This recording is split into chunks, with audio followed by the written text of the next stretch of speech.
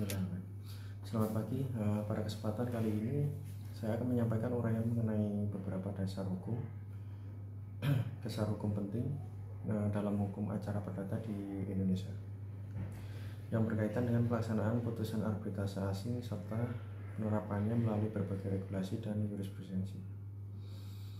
Mari kita mulai dari peraturan hukum acara ketiga, khususnya yang terdapat dalam perdata buku bab pertama pasal 615 sampai 651. Ini adalah dasar hukum klasik dari warisan kolonial Belanda yang masih berlaku sampai saat ini, sepanjang tidak bertentangan dengan prinsip hukum nasional. Pasal-pasal ini secara khusus mengatur tentang eksekusi putusan arbitrase asing serta tata cara pengakuan dan pelaksanaannya di wilayah hukum Indonesia.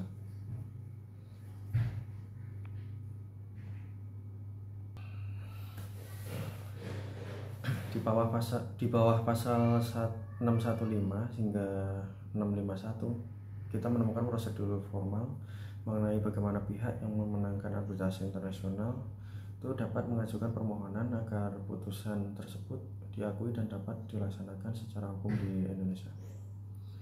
Di sini hakim negeri memiliki kewenangan untuk menilai aspek formil dari putusan tersebut, bukan substansi atau pokok perkaranya.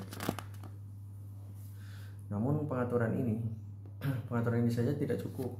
Oleh karena itu negara hadir melalui keputusan Presiden nomor 34 tahun 1981 yang merupakan tonggak penting dalam membuka jalan bagi implementasi konvensi New York tahun 1958 itu tentang pengakuan dan pelaksanaan putusan arbitrase asing. Dengan kepres ini, Indonesia secara resmi menjadi anggota konvensi tersebut. Hal ini menunjukkan komitmen pemerintah Indonesia dalam mendukung penyelesaian sengketa internasional melalui arbitrase dan mengakui keputusan-putusan yang dibuat oleh lembaga arbitrase internasional seperti ICC atau SIAC. Namun tentu tidak berhenti di situ. Di landasan konstitusional lainnya adalah Undang-Undang Nomor 5 Tahun 1968 yang meratifikasi Konvensi New York. UU ini memperkuat posisi Kepres Nomor 34 Tahun 1981 dengan memberikan kerangka hukum nasional yang mengikat terhadap penerapan putusan arbitrase asing di pengadilan Indonesia. Jadi bisa dikatakan dengan adanya UU Nomor 5 tahun 1968 dan Kepres nomor 34 tahun 1981 kita memiliki sistem dualisme yang saling melengkapi antara hukum internasional dan hukum nasional dalam konteks arbitrase.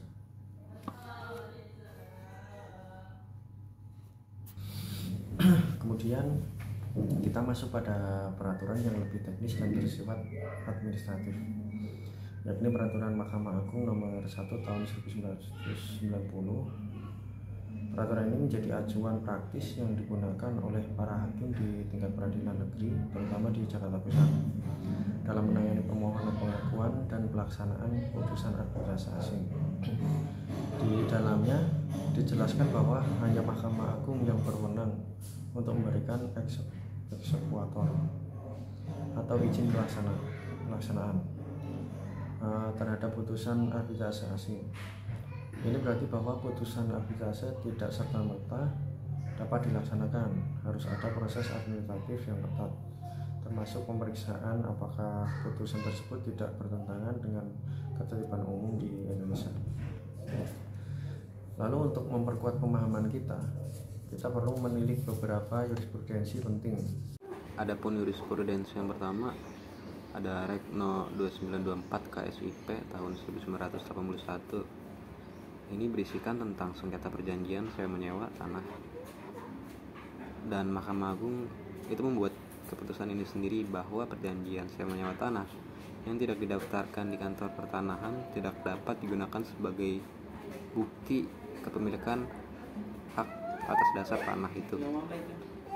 Putusan ini menegaskan pentingnya pendaftaran perjanjian sewa menyewa tanah untuk menghindari sengketa di kemudian hari. Nah, dalam perkara ini Mahkamah Agung menyatakan bahwa pengakuan terhadap putusan arbitrase harus didasarkan pada prinsip kehati-hatian dan tidak dapat dilaksanakan jika terdapat indikasi bahwa putusan tersebut bertentangan dengan prinsip daripada keadilan dan ketertiban umum nasional. Inti daripada putusan ini adalah sebenarnya menegaskan tentang pentingnya kompetensi absolut yang mana tidak bisa diganggu gugat, dan ini ketetapan dan kompetensi yang sangat mutlak. Semisal jika ada klausul arbitrase, pengadilan negeri tidak boleh mengadili perkara tersebut. Jurisprudensi yang kedua ada Reg No 3179 KPDT tahun 1984 yang mana merupakan kasus dengan sengketa perjanjian kerja antara pekerja dan perusahaan. Mahkamah Agung itu juga memutuskan bahwa perjanjian kerja yang tidak jelas mengenai hak dan kewajiban pekerja dapat dianggap batal demi hukum. Putusan yang menekankan pentingnya kejelasan perjanjian kerja untuk melindungi hak-hak pekerja ini merupakan salah satu kasus di mana Mahkamah Agung memberikan eksekutor terhadap putusan arbitrase asing dengan menekankan bahwa selama prosedur arbitrase sesuai dengan konvensi New York dan para pihak terikat secara sah, maka tidak ada alasan untuk menolak pelaksanaan daripada putusan tersebut. Intinya daripada putusan ini adalah tentang ketidaksewenangan pengadilan negeri untuk memeriksa baik gugatan maupun rekovensi atau gugatan balik terhadap perkara tersebut jika ada klausul arbitrase dalam perjanjian. Jurisprudensi yang ketiga ada Reg nomor 225 KSIP 1976 tahun 1976 yang mana berisikan tentang sengketa kepemilikan tanah antar dua pihak yang berbeda, di mana Mahkamah Agung memutuskan lagi bahwa kepemilikan tanah itu harus dibuktikan secara langsung bahwa dokumen yang sah dan terdaftar di kantor pertanahan ini sudah benar. Putusan ini juga menegaskan pentingnya dokumentasi yang sah antara pendaftaran tadi dan untuk menentukan kepemilikan yang sah.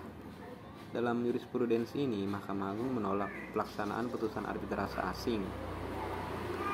Kenapa Mahkamah Agung menolak pelaksanaan putusan arbitrase asing? Karena dianggap mengandung klausul yang tidak konsisten dengan hukum nasional. Keputusan ini juga menjadi hukum penting tentang bagaimana prinsip public policy dan dapat menjadi dasar untuk menolak pengakuan daripada jurisprudensi tadi. Daripada jurisprudensi tadi menunjukkan bagaimana putusan Mahkamah Agung dapat membantu menyelesaikan sengketa dan menentukan hak-hak hukum di Indonesia. Dengan memahami jurisprudensi ini, kita dapat lebih memahami bagaimana hukum diterapkan dalam kasus-kasus yang nyata. Dari seluruh penjabaran ini, kita juga dapat menyimpulkan bahwa penerapan hukum arbitrase asing di Indonesia bukan hanya soal teknis prosedural, tapi juga sangat erat kaitannya dengan prinsip kedaulatan hukum dan kehati-hatian dalam menjaga tatanan hukum nasional. Melalui kombinasi daripada regulasi klasik seperti Rescover-Dering dan peraturan modern seperti peraturan Mahkamah Agung nomor 1 tahun 1990 menjadi sebuah keberanian Indonesia untuk meratifikasi konvensi internasional melalui Undang-Undang nomor 5 tahun 1968 dan Keperaturan Presiden nomor 34 tahun 1981.